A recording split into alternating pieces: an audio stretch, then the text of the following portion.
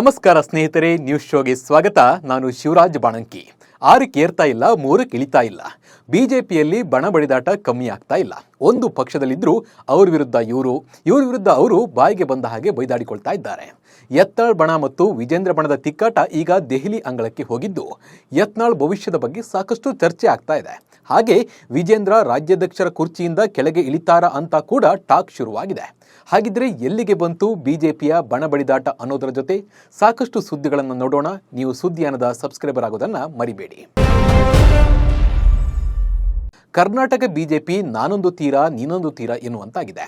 ರಾಜ್ಯಾಧ್ಯಕ್ಷ BY ವಿಜೇಂದ್ರ ಅವರದ್ದು ಒಂದು ಬಣವಾದರೆ, ವಿಜಯಪುರ ಶಾಸಕ ಬಸನಗೌಡ ಪಾಟೀಲ್ ಯತ್ನಾಳ್ ಅವರದ್ದು ಮತ್ತೊಂದು ಬಣ. ಎರಡು ಬಣಗಳು ನಾಯಕರು ಪರಸ್ಪರ ಬಹಿರಂಗವಾಗಿ ವಾಗ್ದಾಳಿ ಮಾಡ್ತಿದ್ದಾರೆ. ಈ ನಡುವೆ ಬಸನಗೌಡ ಪಾಟೀಲ್ ಯತ್ನಾಳ್ ಬಣ ದೆಹಲಿ ಭೇಟಿ ತೀವ್ರ ಕುತೂಹಲವನ್ನು ಮೂಡಿಸಿದೆ. ಬಸನಗೌಡ ಪಾಟೀಲ್ ಯತ್ನಾಳ್ ಅವರ ವಿರುದ್ಧ ಕ್ರಮ ಕೈಗೊಳ್ಳಬೇಕು, ಅವರನ್ನ ಪಕ್ಷದಿಂದ ಉಚ್ಚಾಟನೆ ಮಾಡಬೇಕೆಂದು BY ವಿಜೇಂದ್ರ ಬಣದವರು ಒತ್ತಾಯ ಹೇರ್ತಾ ಇದ್ದಾರೆ. ಇತ್ತ ಬಸನಗೌಡ ಪಾಟೀಲ್ ಯತ್ನಾಳ್ ಅವರು BY ವಿಜೇಂದ್ರ ಅವರ ಹೊಂದಾಣಿಕೆ ದಾಖಲೆ ಬಿಡುಗಡೆ ಮಾಡಲೇಬೇಕು ಎಂದು ಸವಾಲು ಹಾಕಿದ್ದಾರೆ. ಎರಡು ಬಣದ ಕಿತ್ತಾಟ ಹೈಕಮಾಂಡ್ ಅಂಗಳ ತಲುಪಿದೆ. ಈಗಾಗಲೇ ಬಿಜೆಪಿ ವರಿಷ್ಠರು ಬಸನಗೌಡ ಪಾಟೀಲ್ ಯತ್ನಾಳ್ ಅವರಿಗೆ ಶೋಕಾಸ್ ನೋಟಿಸ್ ನೀಡಿದ್ದಾರೆ. ಶೋಕಾಸ್ ನೋಟಿಸ್ ನೀಡ್ತಾ ಇದ್ದಂತೆ ಬಸನಗೌಡ ಪಾಟೀಲ್ ಯತ್ನಾಳ್ ದೆಹಲಿಗೆ ಹಾರಿದ್ದಾರೆ.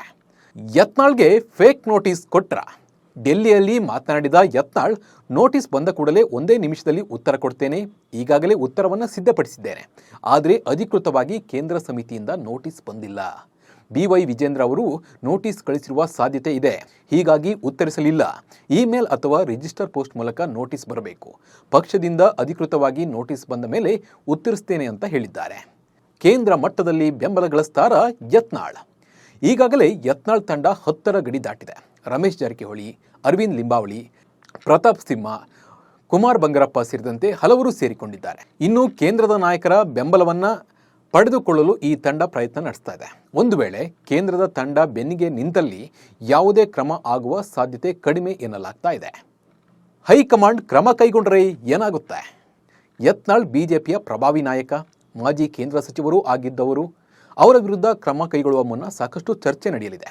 ಸದ್ಯ ಕೇವಲ ನೋಟಿಸ್ ನೀಡಿ ಸಮಸ್ಯೆಯನ್ನ ಬಗೆಹರಿಸುವ ಪ್ರಯತ್ನವನ್ನ ಹೈಕಮಾಂಡ್ ನಾಯಕರು ಮಾಡಬಹುದು. ಆದರೆ ಇದು ಇನ್ನೂ ತಾರಕಕ್ಕೇರಿದ್ರೆ ಮುಂದಿನ ಹೆಜ್ಜೆ ಇಡುವ ಸಾಧ್ಯತೆ ಇದೆ. ಆದರೆ ಬಸನಗೌಡ ಪಾಟೀಲ್ ಯತ್ನಾಳ್ ಕೇಂದ್ರದ ನಾಯಕರ ಮೇಲೆ ಕೂಡ ಪ್ರಭಾವವನ್ನು ಬೀರುವ ಶಕ್ತಿ ಹೊಂದಿದ್ದು, ಮುಂದೆ ಏನಾಗುತ್ತೆ ಅನ್ನೋದನ್ನ ಕಾದು ನೋಡಬೇಕಿದೆ. ಮೊದಲೆಲ್ಲ ಮನೆ ತುಂಬ ಮಕ್ಕಳು ಇರ್ತಾ ಇದ್ವು. ಮನೆಯಲ್ಲಿ ಕಿತ್ತು ತಿನ್ನೋ ಬಡತನವಿದ್ರು. ಒಬ್ಬೊಬ್ರು 7ರಿಂದ 15 ಮಕ್ಕಳು ಹೊಂದ್ತಾ ಇದ್ರು. ಎಷ್ಟೇ ಕಷ್ಟವಿದ್ರೂ ಮಕ್ಕಳನ್ನ ಸಾಕ್ತಾ ಇದ್ರು. ಆ ನಂತರ ಒಂದು ಕುಟುಂಬದಲ್ಲಿ 2 ಮಕ್ಕಳು ಮಾತ್ರ ಹೊಂದೋಕೆ ಶುರು ಮಾಡಿದ್ರು. ಆದರೆ ಈಗ ಒಂದೇ ಒಂದು ಮಗುವನ್ನ ಮಾತ್ರ ಹೊಂದಿರ್ತಾರೆ. ಜನಸಂಖ್ಯೆ ನಿಯಂತ್ರಣಕ್ಕೆ ಸರ್ಕಾರ ತಂದ ಯೋಜನೆ, ವಿದ್ಯಾವಂತರ ಯೋಚನೆಯಿಂದ ಮಕ್ಕಳು ಮಾಡಿಕೊಳ್ಳುವವರ ಸಂಖ್ಯೆ ಕಮ್ಮಿಯಾಗಿದೆ. ಈ ನಡುವೆ ಭಾರತದ ಜನಸಂಖ್ಯೆ ವಿಚಾರ ಕುರಿತು RSS ಮುಖಂಡ ಮೋಹನ್ ಭಾಗವತ್ ಮಹತ್ವದ ಹೇಳಿಕೆ ನೀಡಿದ್ದು, ಈ ಬಗ್ಗೆ ಸಾಕಷ್ಟು ಚರ್ಚೆ ಆಗ್ತಾ ಇದೆ. ಹಾಗಿದ್ರೆ ಅವರು ಹೇಳಿದ್ದೇನು? ಅವರು ಹೇಳಿದಂತೆ ಮಾಡಿದ್ರೆ ಏನೆಲ್ಲ ಆಗುತ್ತೆ ನೋಡೋಣ ಬನ್ನಿ. समाजात कसं राहायचं, कसं वागायचं हे व्यक्ती कुटुंबाची संख्येचा उल्लेख झाला. जनसंख्या कमी होते फार चिंता आहे. चिंतेचा विषय आहे. याचं कारण हे शास्त्र, लोकसंख्या शास्त्र जे आधुनिक ते असं सांगतं की 2.1च्या खाली जायला लागलो तर तो समाजच नष्ट होतो. पृथ्वीच्या पाठीवर तो राहत नाही. कोणी त्याला मारायला असं नाही, तो काही नसलं संकट तरी तो समाज नष्ट होतो, पुढे चालत नाही. ಕೇಳಿದ್ರಿ ಅಲ್ವಾ, RSS ಮುಖ್ಯಸ್ಥ ಮೋಹನ್ ಭಾಗವತ್ ಹೇಳಿದ ಮಾತನ್ನ. ಜನಸಂಖ್ಯೆಯ ಕುಸಿತ ಕಳವಳಕಾರಿ ವಿಷಯ. ಯಾವುದೇ ಸಮಾಜದ ಜನಸಂಖ್ಯೆ ಬೆಳವಣಿಗೆ ದರವು 2.1ಕ್ಕಿಂತ ಕಡಿಮೆ ಆದರೆ ಅಂಥ ಸಮಾಜ ತಾನಾಗಿಯೇ ನಾಶವಾಗ್ತದೆ. ಅದನ್ನು ಬೇರೆ ಯಾರು ನಾಶ ಮಾಡುವ ಅಗತ್ಯ ಇಲ್ಲ. ನಮಗೆ 2ಕ್ಕಿಂತ ಹೆಚ್ಚು ಮಕ್ಕಳು ಬೇಕು, ಅಂದರೆ 3 ಮಕ್ಕಳನ್ನು ಹೆರಬೇಕು. ಜನಸಂಖ್ಯೆ ವಿಜ್ಞಾನ ಕೂಡ ಇದನ್ನೇ ಹೇಳುತ್ತದೆ. ಸಮಾಜ ಉಳಿಯಬೇಕಾದರೆ ಈ ಪ್ರಮಾಣದ ಜನಸಂಖ್ಯೆಯ ಬೆಳವಣಿಗೆ ದರ ಅಗತ್ಯವಾಗಿದೆ ಎಂದು ಮೋಹನ್ ಭಾಗವತ್ ಹೇಳಿದ್ದಾರೆ. ಹಾಗಿದ್ರೆ ಯಾಕೆ ಇತ್ತೀಚೆಗೆ ಹೆಚ್ಚು ಮಕ್ಕಳನ್ನು ಮಾಡಿಕೊಳ್ಳುವಂತೆ ಚರ್ಚೆ ಅಥವಾ ಮಾತುಗಳು ಹೆಚ್ಚಾಗಿದೆ ನೋಡೋಣ ಬನ್ನಿ. ಕುಸಿಯುತ್ತಿದೆಯಾ ಭಾರತದ TFR? ಅಂದ ಹಾಗೆ ಭಾರತದ ಜನಸಂಖ್ಯಾ ನೀತಿಯ ಜನಸಂಖ್ಯಾ ಬೆಳವಣಿಗೆಯ ದರವು 2.1ಕ್ಕಿಂತ ಕಡಿಮೆ ಇರಬಾರದು ಎಂದು ಹೇಳ್ತದೆ. ಅಂದರೆ ಸಮಾನವಾಗಿರಬೇಕು, ಒಂದು ಹೆಣ್ಣಿಗೆ ಒಂದು ಗಂಡು ಅಂತ ಇರಬೇಕು. ಇದು ಕಮ್ಮಿ ಆದರೆ ದೇಶಕ್ಕೆ ಎಫೆಕ್ಟ್ ಆಗುತ್ತೆ. ಹೀಗಾಗಿ ಹೆಚ್ಚು ಮಕ್ಕಳನ್ನು ಹೊಂದುವಂತೆ ಮೋಹನ್ ಭಾಗವತ್ ಸೇರಿದಂತೆ ಸಾಕಷ್ಟು ನಾಯಕರು ಈಗ ಕರೆ ನೀಡಿದ್ದಾರೆ. ಒಂದು ವರದಿಯ ಪ್ರಕಾರ ಹಿಂದೂಗಳ ಜನಸಂಖ್ಯೆಯು 7.8% ಕಡಿಮೆಯಾಗಿದೆ. ಅದೇ ಸಮಯದಲ್ಲಿ ನೆರೆಯ ದೇಶಗಳ ಜನಸಂಖ್ಯೆ ಹೆಚ್ಚಾಗ್ತಾ ಇದೆ. ಭಾರತದಲ್ಲಿ ಜನಸಂಖ್ಯಾ ಫಲವತ್ತತೆ ದರವು ನಿರಂತರವಾಗಿ ಕುಸಿಯುತ್ತಾ ಇದೆ. ಸ್ವಾತಂತ್ರ್ಯದ ನಂತರ 1950ರಲ್ಲಿ ಭಾರತದಲ್ಲಿ ಜನಸಂಖ್ಯಾ ಬೆಳವಣಿಗೆ ದರವು 6.2ರಷ್ಟಿತ್ತು. ಆದರೆ ಈಗ ಅದು 2.2ಕ್ಕೆ ಇಳಿದಿದೆ. ಇದು ಹೀಗೆ ಮುಂದುವರೆದರೆ 2050ರ ವೇಳೆಗೆ ಭಾರತದ ಜನಸಂಖ್ಯೆ ಬೆಳವಣಿಗೆಯ ದರ 1.3ಕ್ಕೆ ಕುಸಿಯಲಿದೆ. ಇಂಥ ಪರಿಸ್ಥಿತಿಯಲ್ಲಿ ಮೋಹನ್ ಭಾಗವತ್ ಅವರ ಹೇಳಿಕೆ ಬಹಳ ಮುಖ್ಯವಾಗ್ತದೆ. ಮುಸ್ಲಿಂ ಸಮುದಾಯ ಕೂಡ ಈಗ ಹೆಚ್ಚು ಮಕ್ಕಳನ್ನು ಹೊಂದ್ತಾ ಇಲ್ಲ. ಮುಸ್ಲಿಂ TFR 2.7 ಇದ್ದರೆ ಹಿಂದೂ ಸಮುದಾಯದಲ್ಲಿ 2.1 ಇದೆ. ಮುಸ್ಲಿಂ ಸಮುದಾಯದಲ್ಲಿ ಈಗ ಹೆಚ್ಚು ಜನ ಶಿಕ್ಷಣ ಪಡೆಯುತ್ತಿದ್ದು ಮಕ್ಕಳನ್ನು ಸಾಕುವುದು ಕಷ್ಟ ಅನ್ನೋ ಕಾರಣಕ್ಕೆ ಬೇಕಾಬಿಟ್ಟಿಯಾಗಿ ಅವರು ಮಕ್ಕಳನ್ನು ಹೊಂದ್ತಾ ಇಲ್ಲ. ಅಲ್ಲದೆ ಹೆಚ್ಚು ಮಕ್ಕಳನ್ನು ಹೊಂದಿದ್ರೆ ಸರ್ಕಾರದ ಸೌಲಭ್ಯ ಸಿಗಲ್ಲ ಅನ್ನೋ ಕಾರಣಕ್ಕೆ ಯಾವ ಸಮುದಾಯ ಕೂಡ ಹೆಚ್ಚು ಮಕ್ಕಳನ್ನು ಹೊಂದ್ತಾ ಇಲ್ಲ. ಈಗ ಹೆಚ್ಚು ಮಕ್ಕಳನ್ನು ಹೊಂದುವುದು ಬೇಡ ಅಂತ ನಿರ್ಲಕ್ಷ್ಯ ಮಾಡಿದರೆ ಇನ್ನು 25 ವರ್ಷ ಬಿಟ್ಟು ಅಂದರೆ 2050ರ ಹೊತ್ತಿಗೆ ಇದರ ಎಫೆಕ್ಟ್ ಆಗಲಿದೆಯಂತೆ. RSSನವರು ಮದುವೆಯಾಗಬೇಕು.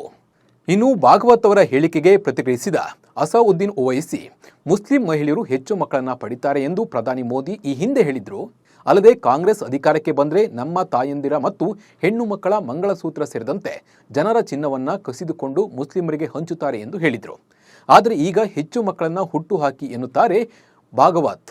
ಈಗ RSSನಲ್ಲಿ ಇರುವವರು ಮದುವೆಯಾಗಲು ಆರಂಭಿಸಬೇಕು ಎಂದು ಓವೈಸಿ ಟಾಂಗ್ ನೀಡಿದ್ದಾರೆ. ನಾಯಕರು ಎಷ್ಟೇ ಹೇಳಿದ್ರೂ ಜನ ಅವರಿಗೆ ಅನಿಸಿದ್ದೇ ಮಾಡೋದು. ಒಂದು ಮಕ್ಕಳನ್ನು ಸಾಕೋದು ಕಷ್ಟ ಅನ್ನೋ ಕಾಲದಲ್ಲಿ 3 ಮಕ್ಕಳನ್ನು ಯಾರು ಹೊಂದ್ತಾರೆ? ಸಿಟಿ ಜನ ಅಂತೂ ಒಂದಕ್ಕಿಂತ ಹೆಚ್ಚು ಮಕ್ಕಳನ್ನು ಹೊಂದಲ್ಲ. ಹಾಗಂತ ಹಳ್ಳಿ ಜನ ಕೂಡ ಹೆಚ್ಚು ಮಕ್ಕಳನ್ನು ಮಾಡಿಕೊಳ್ಳಲ್ಲ. ಮೋಹನ್ ಭಾಗವತ್ ಈ ಹೇಳಿಕೆ ಬಗ್ಗೆ ನಿಮ್ಮ ಅನಿಸಿಕೆ ಮತ್ತು ಅಭಿಪ್ರಾಯವನ್ನು ಕಮೆಂಟ್ ಮೂಲಕ ತಿಳಿಸಿ. ಬ್ರಹ್ಮಗಂಟು ಧಾರಾವಾಹಿ ಮೂಲಕ ಖ್ಯಾತಿ ಪಡೆದ ಶೋಭಿತಾ ಶಿವಣ್ಣ ಹೈದರಾಬಾದ್ನಲ್ಲಿ ಆತ್ಮಹತ್ಯೆ ಮಾಡಿಕೊಂಡಿದ್ದು ಈ ಕೇಸ್ ಸಾಕಷ್ಟು ಟ್ವಿಸ್ಟ್ ಪಡಿತಾ ಇದೆ. ಈ ಪ್ರಕರಣಕ್ಕೆ ಸಂಬಂಧಿಸಿದಂತೆ ಹೈದರಾಬಾದ್ನ ಗಚ್ಚಿ ಬೌಲಿ ಪೊಲೀಸರು ತನಿಖೆ ನಡೆಸ್ತಾ ಇದ್ದಾರೆ. ಪೊಲೀಸರಿಗೆ ಡೆತ್ ನೋಟ್ ಸಿಕ್ಕಿದ್ದು ಇದರಲ್ಲಿ ಒಂದು ವಿಚಾರ ಹೈಲೈಟ್ ಆಗಿದೆ. ಅದರಲ್ಲಿ ನೀನು ಸಾಯಬಹುದು ಅಂದರೆ ನೀನು ಸಾಯಬಹುದು ಎಂದು ಬರೆಯಲಾಗಿದೆ. ಜೀವನದಲ್ಲಿ ಎಲ್ಲವೂ ಪರ್ಫೆಕ್ಟ್ ಆಗಿದೆ ಎಂದು ಕೂಡ ಬರೆಯಲಾಗಿದೆ.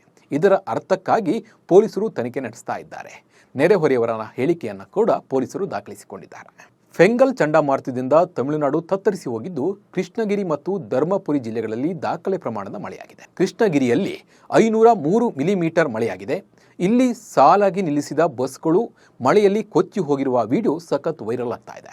ಚಂಡಮಾರುತದ ಎಫೆಕ್ಟ್ ನಮ್ಮ ರಾಜ್ಯದಲ್ಲೂ ಆಗ್ತಾ ಇದ್ದು ಕೋಲಾರ, ಚಿಕ್ಕಬಳ್ಳಾಪುರ, ಬೆಂಗಳೂರು ಸೇರಿದಂತೆ ಸಾಕಷ್ಟು ಕಡೆ ಸಾಕಷ್ಟು ಮಳೆ ಆಗ್ತಾ ಇದೆ. ಕರ್ನಾಟಕ ಪ್ರೌಢಶಿಕ್ಷಣ ಪರೀಕ್ಷಾ ಮಂಡಳಿಯು SSLC ಮತ್ತು ಸೆಕೆಂಡ್ PUC ಪರೀಕ್ಷೆ 1ರ ತಾತ್ಕಾಲಿಕ ವೇಳಾಪಟ್ಟಿಯನ್ನು ಪ್ರಕಟಿಸಿದೆ. ಮಾರ್ಚ್ 1ರಿಂದ 19ರವರೆಗೆ ದ್ವಿತೀಯ PUC ಪರೀಕ್ಷೆಗಳು ನಡೆಯಲಿದ್ದು ಮಾರ್ಚ್ 20ರಿಂದ SSLC ಪರೀಕ್ಷೆಗಳು ಆರಂಭ ಆಗಲಿವೆ. ಎಲ್ಲ ಪರೀಕ್ಷೆಗಳ ನಡುವೆ 1-2 ದಿನಗಳ ಅಂತರ ಇರುತ್ತೆ.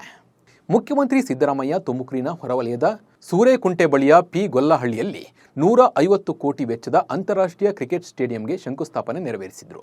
ನಂತರ ನೂತನ ಕ್ರೀಡಾಂಗಣದ ಜಮೀನು ಮಂಜೂರಾತಿ ಪತ್ರವನ್ನು ಸಿದ್ದರಾಮಯ್ಯ ಅವರಿಂದ ಕರ್ನಾಟಕ ರಾಜ್ಯ ಕ್ರಿಕೆಟ್ ಅಸೋಸಿಯೇಷನ್ ಕಾರ್ಯದರ್ಶಿ ಶಂಕರ್ ಅವರಿಗೆ ಹಸ್ತಾಂತರ ಮಾಡಲಾಯಿತು. ನಂತರ ತಲೆಗೆ ವೈಟ್ ಹ್ಯಾಟ್ ಧರಿಸಿ ಸಿಎಂ ಸಿದ್ದರಾಮಯ್ಯ ಬ್ಯಾಟಿಂಗ್ ಮಾಡಿ ಗಮನ ಸೆಳೆದರು. ಪರ್ತ್ ಟೆಸ್ಟ್ನಲ್ಲಿ ಭರ್ಜರಿ ಶತಕ ಸಿಡಿಸಿ ಮಿಂಚಿದ ವಿರಾಟ್ ಕೊಹ್ಲಿ ಇದೀಗ ದ್ವಿತೀಯ ಟೆಸ್ಟ್ ಪಂದ್ಯಕ್ಕಾಗಿ ಸಜ್ಜಾಗಿದ್ದಾರೆ. ಅಡಿಲೇಡ್ನ ಓವಲ್ ಮೈದಾನದಲ್ಲಿ ನಡೆಯೋ ಈ ಪಂದ್ಯದಲ್ಲಿ 2 ಭರ್ಜರಿ ದಾಖಲೆಗಳನ್ನು ಬರೆಯುವ ಅವಕಾಶ ಕಿಂಗ್ ಕೊಹ್ಲಿ ಮುಂದಿದೆ.